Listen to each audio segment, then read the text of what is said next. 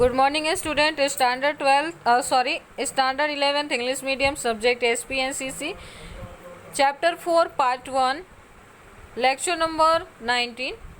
Okay इसमें हमने इससे पहले हमने कॉम्प्लीमेंट्री क्लोज और जो लेटर के जो main parts and occasional parts होते हैं उसमें हमने लेटर हेड को देखा था. आज हमारा नेक्स्ट जो टॉपिक आता है वो है हमारा date. Okay, the second important feature of a compulsory part of a business letter is the date. Second important part है, पहला लेटर हेड था, सेकेंड डेट है जो इम्पोर्टेंट पार्ट है हमारे कंपलसरी लेटर पार्ट के. It place the determine as per the style selected for the letter writing. आप कोई भी स्टाइल यूज़ कर सकते हो जो लेटर राइटिंग में आप जनरली प्रीफर करते हो, वेदर फुल्ली ब्लॉक स्टाइल और मॉडिफाइड ब्लॉक स्टाइल. इंडिया में दो ही बहुत ज़्यादा यूज़ किए जाते हैं, तो इन्हीं दोनों में से आपको किसी को यूज़ करना है. It provide time reference to the letter, the date referring to the date, month and year can be written in two way. अब यहाँ पे डेट में हम date, month and year use करते हैं, उसको आप जनरली दो तरीके से लिख सकते हो. फर्स्ट देख लेते हैं अमेरिकन स्टाइल क्या है. It is also called cardinal number, जिसको हम कार्डिनल नंबर भी कहते हैं. What is the other name of American method, तो याद रखना है cardinal number. Here the name of a month is written first. Okay, यहाँ पे हम मंथ का जो नेम है ना वो सबसे पहले लिखते हैं, then followed the comma and the last date followed by the comma and the last mention year. यहाँ देख रहे हो जनवरी 10, 2016. ठीक है. नेक्स्ट देख लेते हैं ब्रिटिश स्टाइल जो इंडिया में ज़्यादा से ज़्यादा फॉलो किए जाते हैं. It is also called ordinal number. वो कार्डिनल नंबर था, ये ऑर्डिनल नंबर है. Has the date with the ST, ND, RD and TH. The manner of the pronounce return first and then the name of a month by followed by comma and lastly year 10th January 2016. ठीक है, जो मेरे videos आते हैं उसमें date में आपको British style में मेरा डेट लिखा होता है, अगर आपने देखा हो तो. मैं ब्रिटिश स्टाइल फॉलो करती हूँ और इसमें जैसे आप यहाँ पे आप टेंशन में आ गए ST, तो जैसे हम फर्स्ट लिखते हैं तो वहाँ ST आता है, सेकेंड लिखते हो, थर्ड लिखते हो तो RD आता है, 10th लिखते हो तो TH आता है. तो ये सारी चीज़ें हमें क्या करने रहते हैं, वहाँ पे फॉलो करना रहता है. जैसे 10th दिया है, फिर January month and then comma and the last one year is a mention in the British style. Next है एग्जांपल्स देख लेते हैं. It should be remember that the full name of a month should be written and never is there the short form like Jan for January and Feb for February and so on. आपको यहाँ ध्यान रखना है कि month के name आपको completely full form में ही लिखना है. जैसे कि आजकल हम लोग ना बहुत ज़्यादा शॉर्ट फॉर्म यूज़ करने लगे, तो वो आपको यहाँ पे जनवरी के लिए जैन और फेब्रुअरी के लिए फैब यूज़ नहीं करना है और कोई भी ऐसे मंथ को शॉर्ट नहीं करना है. In the same way, the year should be mentioned in the 4-digit 2016 and the written in the short 16 or 16 for not proper. और आपको ईयर भी जनरली हम क्या कहते हैं, 2020 के जगह पे 20 लिख देते हैं, 2016 के जगह पे सिर्फ 16 लिखते हैं, जो कि प्रॉपर नहीं माना जाता है. आपको ऐसे नहीं लिखना है. For the business letter it will be also in proper write the date like that and that. आपने देखा कि हमने डैश और एरो यूज़ करके जनरली हम डेट लिख देते हैं, जो कि इम्प्रॉपर होता है, ये कहीं पे भी वैलिड नहीं माने जाते. नेक्स्ट हम बात करते हैं इनसाइड एड्रेस की. इनसाइड एड्रेस कितना ज़्यादा इंपॉर्टेंट है, हमें कैसे पता चलेगा आपको लेटर किससे लिखना है, लेटर किसके लिए आया है, तो वो इनसाइड एड्रेस से पता चलता है. In this part, the address of a receiver of the letter is written. It is written beside the left margin, leaving the one line after date. मैंने आपको पहले ही कहा कि हर एक इंफॉर्मेशन कंप्लीट होने के बाद 1 to 2 लाइन की गैप रखनी है आपको. तो यहाँ पे डेट फिनिश होने के बाद आपको इनसाइड एड्रेस कहाँ लिखना है, लेफ्ट हैंड साइड के मार्जिन में. For this address to the order of a specific general details is to be followed and the punctuation mark are used accordingly. आपको वहाँ पे punctuation mark भी यूज़ करने हैं as per your information and general details fill करने हैं. When the letter is addressed to a person, his or her name and if need to the her and her designation it also mention. सबसे पले हम inside address में जिसको आप लिख रहे हो तो एड्रेस लिखने से पहले उस पर्सन का अगर आप नाम जानते हो तो उसका नाम लिखोगे, और अगर आप उस व्यक्ति का डेजिग्नेशन यानी उसके पोस्ट के बारे में जानते हो कि वो मैनेजर है, वो जीएम है, जो भी एक कोई भी पर्टिकुलर पोस्ट है, तो आप उस पोस्ट का भी नाम ऐड कर सकते हो। When the name of a mention as a part of inside address, then prefix used to the respect must be mentioned. अब अगर आप किसी का नाम ऐड कर रहे हो तो ऐसा नहीं लिख देने का कि पटेल जय, पटेल भावेश, ऐसा कुछ नहीं लिखना है। आपको रिस्पेक्ट, क्योंकि आप किसी का नाम लिख रहे हो तो आपको है ना प्रीफिक्स यूज़ करना है रिस्पेक्ट देने के लिए। प्रीफिक्स क्या होता है, तो जनरली जो नाम के हम आगे यूज़ करते हैं, जैसे कि अगर कोई मेल है जिसे आप लेटर लिख रहे हो तो उनके आगे हम जनरली मिस्टर यूज़ करते हैं। किसी लेडी को लिखते हैं जो अनमैरिड है, जिसकी शादी नहीं हुई है, उसके आगे हम मिस लगाते हैं। एंड जो मैरिड वुमेन है उनके लिए हम जनरली क्या करते हैं, तो MRS यानी मिसेस यूज़ करते हैं। तो ये चीज़ें आपको जनरली ध्यान रखना है। Mister in the sort of mister जो कि मेल के लिए यूज़ होता है, is use the name of a gentleman, ये हमेशा मेल के लिए ही यूज़ होता है।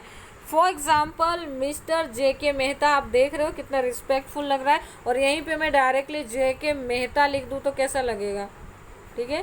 तो आप रिस्पेक्ट दोगे तो आपको रिस्पेक्ट मिलेगा, अदरवाइज तो मार्केट कैसा है आप जानते ही हो।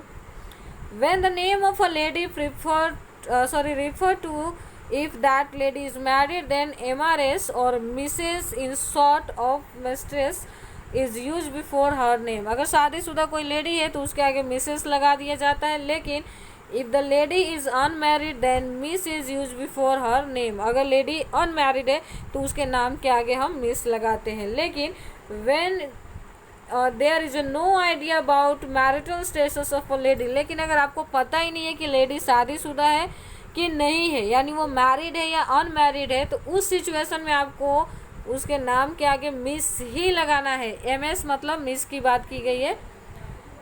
Pronounce Miss is before her name, क्योंकि अगर आप अनमैरिड को मैरिड बता दिए तो समझो आपकी बारात निकल जाएगी। इसलिए आपको प्रॉपर ध्यान रखना है कि अगर आपको किसी भी लेडी के मैरिटल स्टेटस के बारे में नहीं पता है तो हम क्या करेंगे, वहाँ पे मिस ही यूज करेंगे, ठीक है।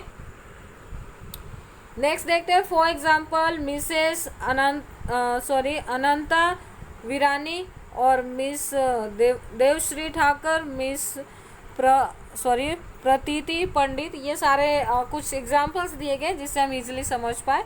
इन olden days in England the word showing honour squire was properly use for gentleman. England की बात की गई है। ओल्डन डेज में इंग्लैंड में ऑनर देने के लिए, किसी को रिस्पेक्ट प्रोवाइड करने के लिए स्क्वायर जो है वर्ड है वो यूज़ किया जाता था। In short form of a refer ESQ that it is written after the full name, जो कि नेम के बाद में लगाया जाता था। For example RV Vaidya ESQ, okay. तो ये ऐसे शॉर्ट्स में कहाँ यूज़ किए जाते थे ये वर्ड, तो इंग्लैंड में यूज़ होता था।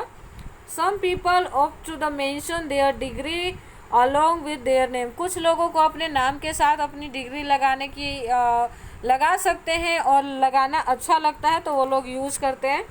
It is prefer not to use squire and the degree both together, लेकिन आपको याद रखना है कि अगर आप अपनी एजुकेशन की डिग्री मेंशन करना चाहते हो अपने नाम के आगे तो आप वहाँ पे स्क्वायर और डिग्री दोनों ना ऐड करो, एक ही दोनों में से कोई भी यूज़ कर सकते हैं।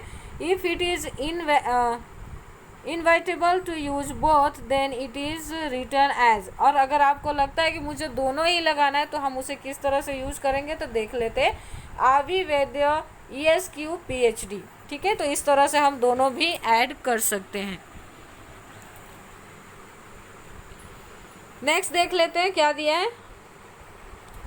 Some people prefer to mention their degree, designation और a title confirmed upon them। कुछ लोग अपने नाम की पहचान के लिए, अपने नाम को अच्छा दिखाने के लिए अपनी जनरली जो डिग्री उन्होंने हासिल करी होती है उसका यूज़ करते हैं। This can be listed as a doctor, professor, sir, Padmashri, captain, colonel and so on। They will be the mention before the full name, उनके फुल नेम के आगे लगा होता है। जैसे डॉक्टर ऊर्जस्व ध्रुव sir Ravindra Jadeja professor Nilay made, ये सारे ऐसे नेम्स होते हैं जिस तरह से हम उनके नाम के आगे डिग्री ऐसे ऐड कर सकते हैं. When the designation along with the refer to it should be written this like, okay, principal or Dr. Rushabh Pandya. In case of ladies it should be written as Dr. Shrimati नंदना भार्गव. ये इस तरह से हम add कर सकते हैं. ठीक है. प्रोफेसर हो तो professor miss Kajri Mehta with the title of the form having a personal name. Messrs are written before as messrs Rajni brothers.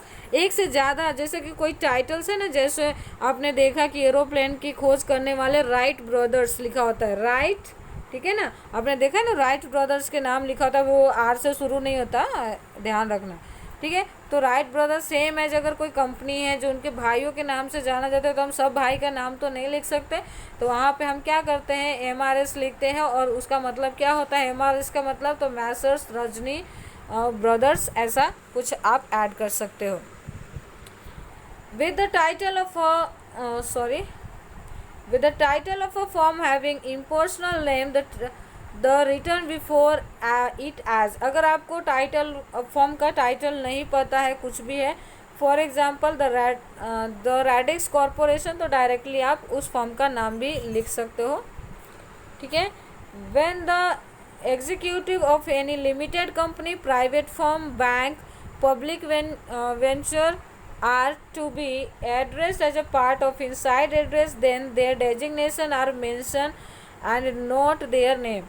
Okay. जब आप है ना private company, limited company, bank या पब्लिक वेंचर के बारे में आप लिखना चाहते हो एड्रेस, तो वहाँ पे आप किसी का नाम ऐड ना करो, बल्कि क्या करो, डेजिग्नेशन ऐड कर दो. जैसे फॉर एग्जाम्पल द सेक्रेटरी. जब हम कंपनी को लिखते हैं तो क्या लिखते हैं, द कंपनी सेक्रेटरी या secretary Jaikor group institute Ahmedabad. Second example दिया है, सपोज बैंक को लिख रहे हो तो the manager state bank of India Navrangpura Ahmedabad. इस तरह से आपको लिखने रहेंगे. ठीक है. नेक्स्ट देख लेते हैं, हमारा पॉइंट दिया हुआ है, सॉरी थोड़ा, हाँ, ओके. सैल्यूटेशन.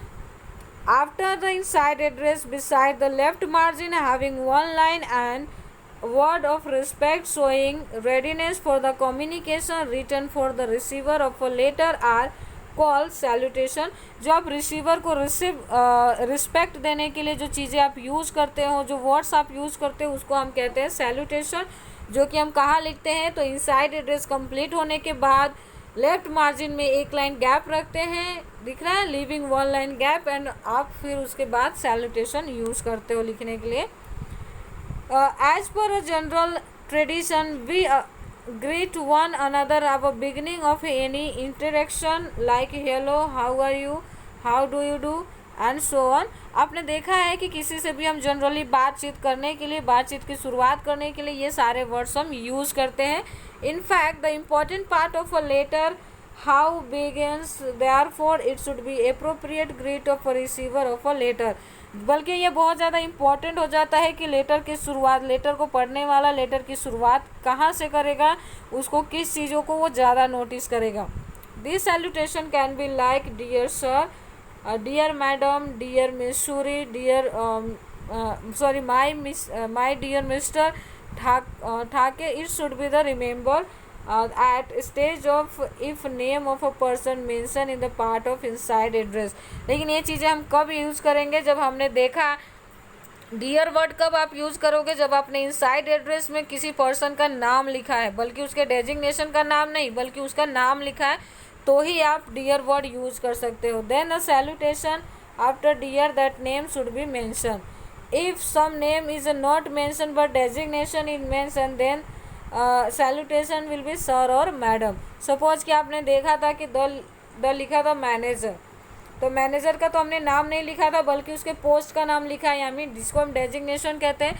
तो इसके लिए हम डियर सर नहीं लिखेंगे. क्या नहीं लिखेंगे, dear sir is a wrong. तो यहाँ पे आप क्या लिखोगे, सिर्फ सर लिखोगे, या फिर लेडी है तो मैडम लिखोगे. और बहुत ज़्यादा आप उसे रिस्पेक्ट देना चाहते हो तो वहाँ पे सर के आगे आप रिस्पेक्टेड ऐड कर सकते हो, ठीक है। When the letter of address of some group, salutation will be gentleman as per the British method, and punctuation mark comma is a place after salutation. अगर आप किसी ग्रुप को लिखना चाहते हो तो जेंटलमैन लिख देने का, और जेंटलमैन लिखने के बाद आपको कॉमा लगाना है। Where as per American style, अगर अमेरिकन स्टाइल की बात करें तो method of punctuation mark is a colon, जिसको आप डबल डॉट्स कहते हो ना, उसको क्या बोला जाता है इंग्लिश में, कॉलन, जो आपको इंग्लिश में पढ़ाया गया होगा। The other important thing about salutation is that it is a reveal the proximity and the nearness of a relation between the letter writer and receiver। आपको जब भी सैल्यूटेशन लिखो तो आपको ये ध्यान रखना चाहिए कि लेटर राइटर और रिसीवर में कितने क्लोज रिलेशनशिप है, या किस तरह से आप एक दूसरे के साथ जुड़े हुए हो। For example, for official correspondent with the government institution the most formal salutation sir और मैडम।